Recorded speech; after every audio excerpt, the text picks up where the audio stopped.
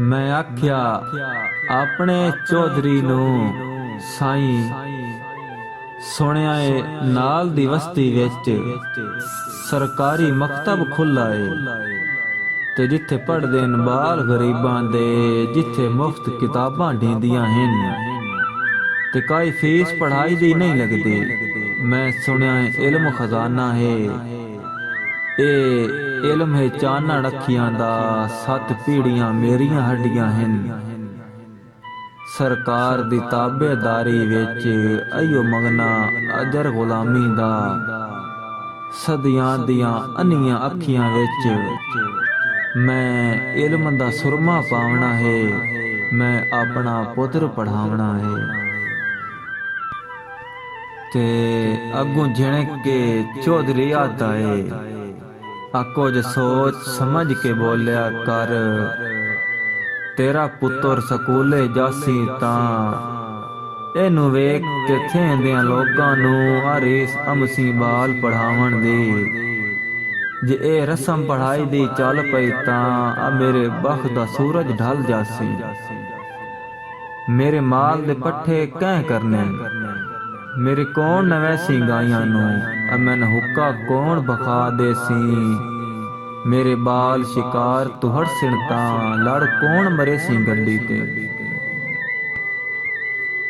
ते ओदे सुन के बोल हकारत दे चुप करके घर नू रलिक पियम रेहा वसदा सावों अखियां दा सारी रात सुचैन्या गुजर गई। मेरा पुत्र नाजुक फुल्लां तो नहीं गरम हवे दा चा सकदा ते अयो सोच सुचैन्या मेरी अख लग गई। एक वेख्या मंजर ख्वाब दे विच मेरे पुत्र दी कंड ते बसता है ओदे हथ च हार फुल्लां दा ते उत्तां अडियां चा के गल मेरे ओ हार पवावना चांदा है। अजे आखदा खा बतूरा हा उत्तू घर दा कुंडा खड़क पिया। मैं पुछया कौन है की आधा है अगू बोलिया मुंशिया चौधरी दा तैनू चौधरी साहब सदेंदे हन।